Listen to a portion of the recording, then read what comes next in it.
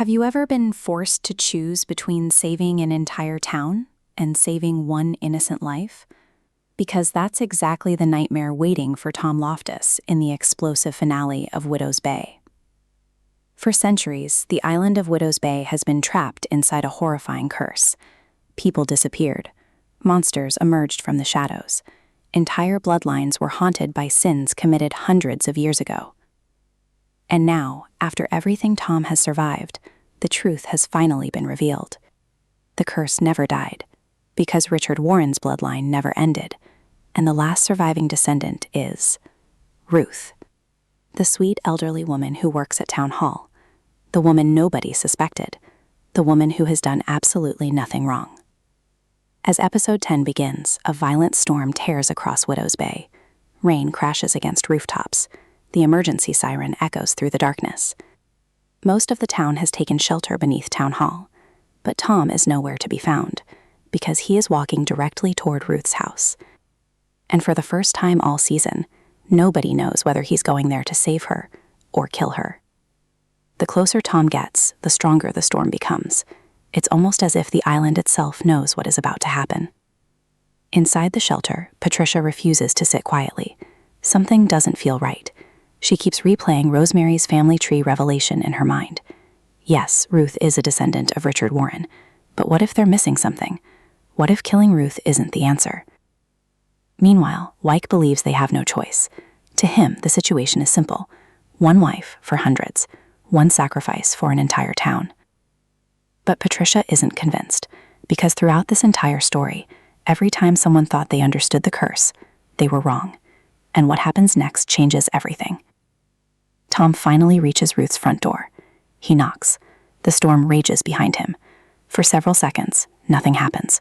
Then the door slowly opens. Ruth stands there, calm, quiet, almost as if she has been expecting him. And before Tom can even speak, Ruth says something shocking. "I know why you're here."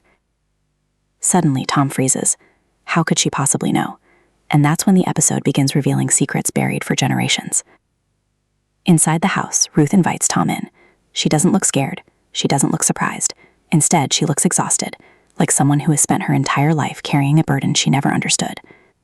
Tom explains everything: the family tree, Francis Warren's survival, Richard Warren's bloodline, the curse, and the theory that Ruth's death could finally end it all. But Ruth's response is unexpected. She tells Tom that strange things have followed her for years: nightmares, whispers, dreams of the ocean, visions of people she has never met.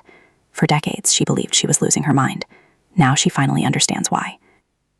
Meanwhile, Patricia continues investigating Sarah's journal, and buried within its final pages, she discovers something everyone else missed. Richard Warren wasn't the source of the curse. He was only part of it. Centuries earlier, Richard made a bargain with an ancient force connected to the island, a force older than the settlers, older than Widow's Bay itself. The Warren bloodline wasn't feeding the curse, it was containing it. The descendants were acting as a seal, a living lock, a human chain preventing something much worse from escaping. And suddenly everything changes. If Ruth dies, the curse might not end. It might become stronger. Back at Town Hall, Patricia races to warn everyone, but the storm is growing more violent. Windows shatter, the lights flicker, and people begin seeing things. Some residents claim they see the sea hag. Others swear the boogeyman has returned. Fear spreads through the shelter, and the island seems to be awakening. Then another shocking discovery emerges. Reverend Bryce's mysterious death may not have been suicide at all. His notes reveal that he learned the same truth before he died. He discovered that killing the final descendant would unleash something far worse, and someone didn't want that truth exposed. No one expected what happens next, because the ancient entity finally reveals itself. As midnight approaches, the storm reaches terrifying levels. The ocean crashes against the shore. Buildings shake, trees collapse, and suddenly strange symbols begin appearing throughout the island. The same symbols found in Sarah's journal. The same symbols connected to Richard Warren's bargain. Tom and Ruth leave the house and head toward the cliffs overlooking the sea. Something is calling them, something ancient, something hungry. When they arrive, they see it, a massive supernatural presence rising from the darkness beyond the waves. Not a monster, not a ghost, something much older, the true force behind Widow's Bay. Suddenly, centuries of history begin making sense. The boogeyman, the sea hag, the disappearances, the visions, the storms. They were never separate horrors. They were all manifestations of the same entity, different masks worn by the same nightmare. The island never wanted blood.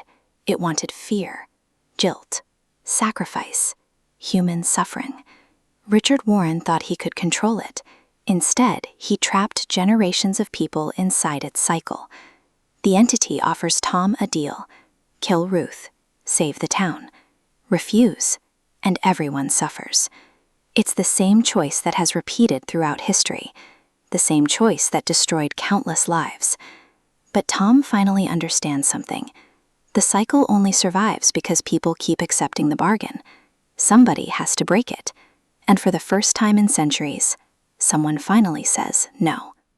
In the finale's emotional climax, Tom refuses to sacrifice Ruth. Instead, he exposes the truth to the entire town. The curse survives because people keep feeding it with fear.